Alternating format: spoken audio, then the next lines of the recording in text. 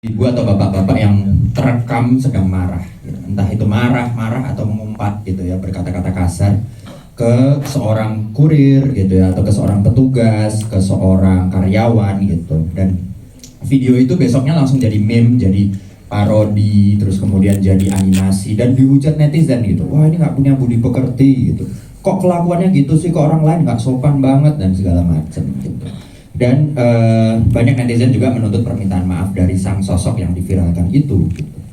Tapi ternyata selain dari media sosial, kehidupan mereka pribadi itu juga terganggu gitu. Jadi ada yang sampai nggak tahan untuk tinggal di rumah karena tetangganya ikutan membuli, ada yang jadi harus keluar dari tempat kerjanya karena karyawan-karyawannya nggak suka dan nggak nyaman akan keberadaannya karena nama perusahaan dibawa-bawa dan segala macam. Jadi hal itu bagi saya cukup menggelisahkan karena netizen mudah sekali mengejat seseorang dari 15 detik video vertikal tersebut tanpa mencoba tahu latar belakang dia marah itu kenapa. Barangkali di rumah sedang banyak cobaan gitu, ada hutang atau ada keluarga yang sakit atau ada konflik. Nah, yang kedua juga sering viral di media sosial guru-guru yang memberi hukuman kepada siswa gitu. Jadi ketika seorang guru memberi hukuman pada siswa itu terus kemudian ada yang merekam, misalnya memotong rambut poni siswa gitu ya, besoknya guru itu dibully gitu oleh netizen, kayak itu kan nggak sopan, harusnya minta izin orang tuanya dulu gitu.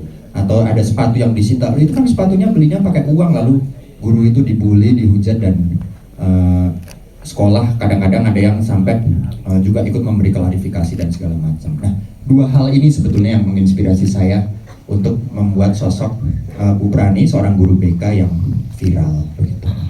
Tepuk tangan yang meriah untuk Mas Rega sebagai Teja, sutradara dan juga penulis dari film Budi Pekerti. Saya mau langsung ke castnya. Yang pertama adalah Gora. Omara boleh pegang mic-nya. Yes, tepuk tangan dulu buat Gora dong, Omara.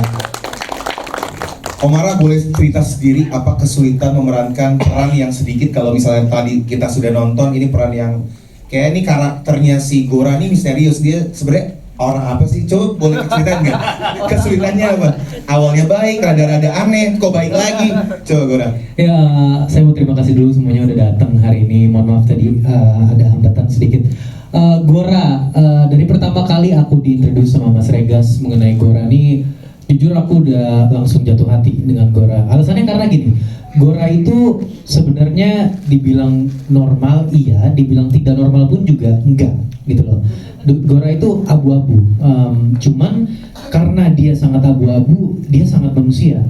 Karena tidak ada manusia menurutku yang sangat hitam atau sangat putih. Gora ini adalah satu orang yang sebenarnya personifikasi setiap orang yang kita kenal gitu loh.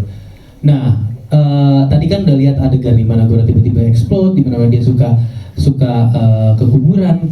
Hal-hal yang seperti ini sebenarnya mungkin tantangan dari memainkan Gora, karena gini, ada banyak hal yang mungkin kita ini sering kepleset dengan yang namanya normal gitu loh. Kita melakukan satu hal yang mungkin niatnya baik, bahkan hal yang biasa saja gitu, itu bisa tiba-tiba menjadi hal yang sangat jelek gitu loh.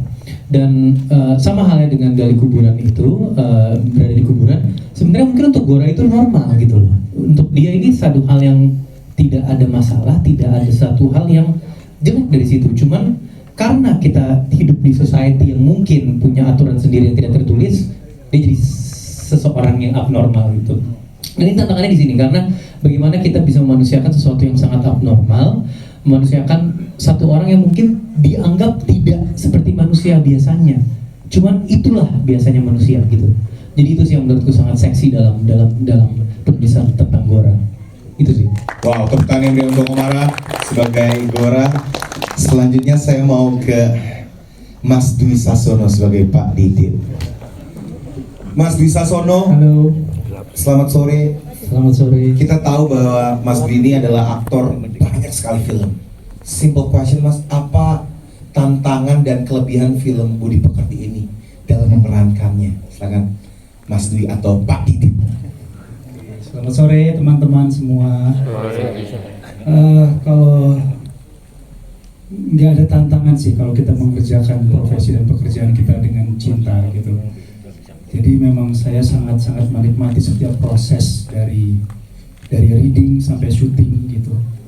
Dan saya sangat jatuh cinta sekali dengan Regas tentunya. selain daripada skripnya ya yang bagus, tapi saya melihat ini bukan hanya sebuah cerita atau film yang ingin disampaikan, tapi penuh dengan makna, ada cahaya dari film ini gitu, dan film ini saya yakin bisa merubah hidup seseorang gitu, dan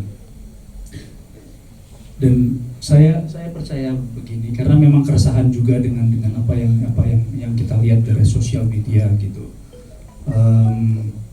Bayangkan jika sebuah kebohongan dikemas dengan cantik dan dikeluarkan berulang-ulang, itu bisa dipercaya menjadi sebuah kebenaran gitu.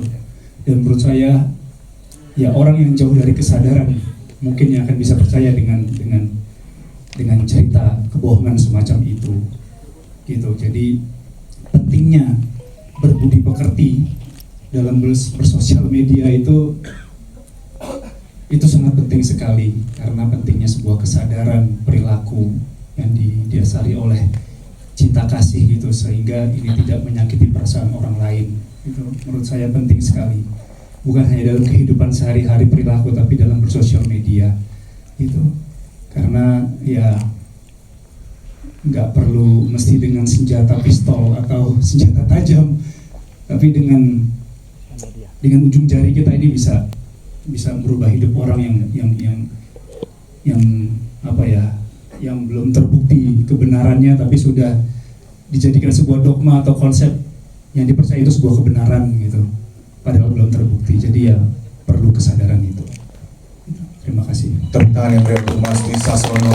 Deep banget ya penjelasannya, ini luar biasa. Pak Didit, Mas Dwi. Selanjutnya saya mau tepuk tangan yang berikan untuk Angga Yunanda sebagai Muklas. Enggak, di sini lo main sesuatu karakter yang berubah banget dari film-film lu yang biasanya lu ganteng, lo di sini lo rambutnya diwarnain, lebih eksplosif. Boleh ceritain nggak bagaimana Angga sendiri ini mendalami karakter Muklas itu sendiri? Silakan Angga. Ya, pertama-tama aku bersyukur banget bisa ikut berpartisipasi dalam film yang menurut aku berimpact sangat luas gitu untuk aku pribadi, dan semoga nanti teman-teman yang sebentar lagi bisa menonton di bioskop tanggal 2 November juga bisa merasakan pengalaman yang menurut aku sangat magis dari filmnya gitu. Dan untuk karakter Muklas sendiri itu sangat penuh dengan keseruan gitu selama proses readingnya, karena aku bersyukur banget Kak Regas adalah sosok orang yang sangat mementingkan bagaimana kesiapan pemain gitu sebelum proses syuting berlanjut. Dan kita melalui proses yang panjang gitu, mungkin bisa hampir 2-3 bulan sebelum akhirnya kita berproses syuting di Jogja. Dan aku berterima kasih terhadap Kaninga dan Rekata tentunya, karena sangat jarang kita sebagai aktor bisa mendapat privilege ini gitu, untuk bisa memaksimalkan potensi kita di dunia yang sangat aku cintai ini. Dan prosesnya sangat menarik, kalau diceritain kayaknya bisa 2 bulan sendiri.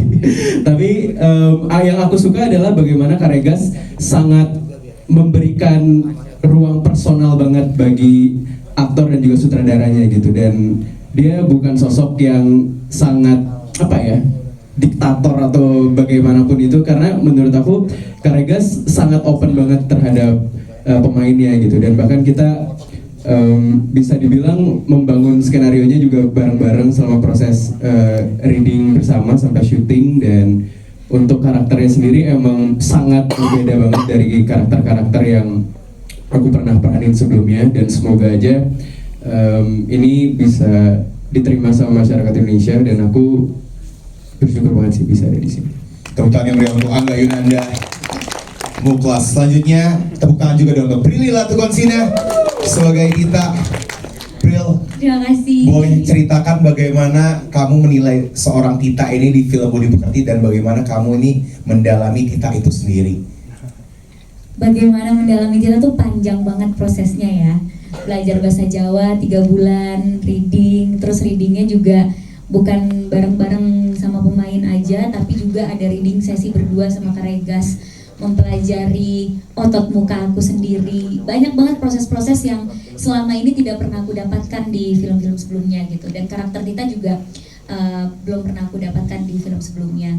Mungkin kalau teman-teman pernah nonton film aku sebelumnya, aku biasanya kalau acting tuh ya eksplosif gitu ya, aku meledak gitu kan, nangis ya nangis, ketawa-ketawa. Tapi Tita nih dia lebih diam, menyimpan perasaannya di dalam gitu, cuma lewat mata aja. Nah itu menjadi sebuah tantangan buat aku gitu, yang dimana belajar banyak juga sama Kak Regas pas proses reading dan belajar bahasa Jawanya gitu. Sampai ada banyak request menarik ya Kak, seperti air mata keluar dari mata kiri aja gitu. Terus dialog ini sambil gigit bibir, abis dialog jangan lupa menelan ludah. Nah detail-detail kayak gitu aku nggak pernah pelajarin tuh sebelumnya, tapi sama Kak Regas aku jadi tahu, oh artinya air mata keluar dari mata kiri tuh ini, oh ngegigit bibir tuh ini, oh nelan ludah tuh begitu gitu. Jadi aku mempelajari banyak hal baru lah sama Kak Regas, dan aku bersyukur banget bisa jadi bagian dari Budi Pekerti ini karena aku ngerasa jadi sekolah acting lagi gitu. Kayak punya pengalaman sekolah lagi gitu, yang mempelajari muka, mempelajari emosi, belajar bahasa Jawa. Dan senang sekali ngelihat keseluruhan filmnya, karena film Budi Pekerti ini mengangkat isu yang menurut aku juga penting banget untuk sekarang ini ditonton sama semua generasi, apalagi yang punya sosial media, supaya mereka juga bisa menggunakan sosial media secara bijak. Jadi aku senang banget bisa menjadi Tita di film Budi Pekerti ini. Tepuk tangan yang berikan untuk Prilly sebagai Tita. Prilly sebenarnya mau nanya lanjutannya, arti air mata sebelah kiri itu apa sih? Konon katanya menurut orang Yunani, keluar air mata dari mata kiri itu menandakan rasa sakit dan kepedihan gitu. Iya, kan dari Kak Regas juga. Ternyata film ini detail dan dalam banget ya. Oke, tepuk tangan yang berikan untuk Prilly. Dan terakhir ini adalah castnya, tepuk tangan yang berikan untuk Mbak Ina sebagai Ibu Berani. Mbak Ina tadi banyak banget scene yang saya melihat teman-teman ketawa dan teman-teman terharu, apalagi di scene terakhir bagaimana seorang Ibu Berani keluar, shotnya dijemput anak-anak. Bagaimana seorang Mbak Ina waktu dapat peran ini, dan bagaimana setelah melihat hasil film yang luar biasa ini? Silakan Mbak Ina. Kok kamu nangis gitu sih?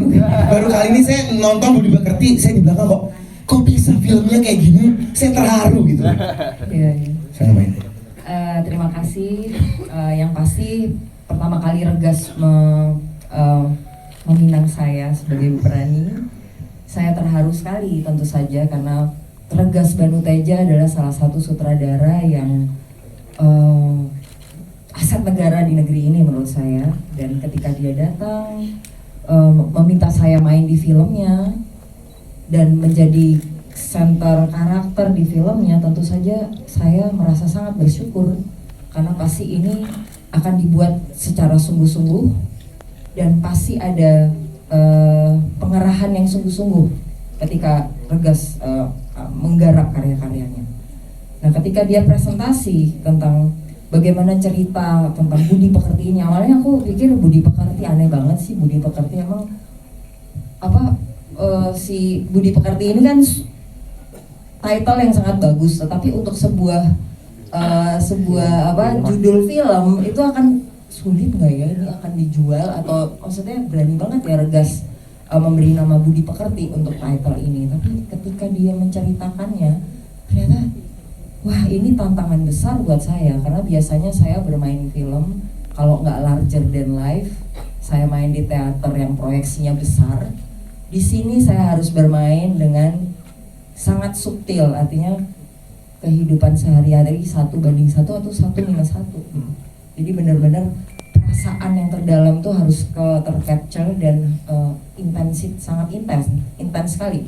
Jadi si skrip ini juga aku baca, Bu Prani ada di situ di setiap scene, yang mana nggak ada nafas jeda yang lega gitu kayaknya. Ketika dia cerita makin lama konflik makin menggulung, dan ini di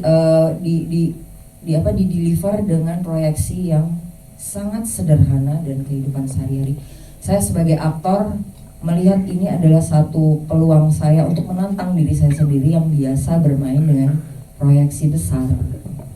Jadi gitu sih kira-kira. Saya sangat bersyukur dan yang pasti mungkin teman-teman sudah menonton di sini. Saya tidak perlu lagi menceritakan apa isinya, kita semua sudah tahu. Ini adalah hal yang sangat penting menurut saya untuk bisa disebarkan di seluruh Indonesia, bahwa kita perlu berkesadaran penuh untuk memberikan reaksi kepada apapun di media sosial yang dampaknya bisa sangat buruk kepada seorang. Tepuk tangan yang beri untuk Mbak Syaina Febrianti, Ibu.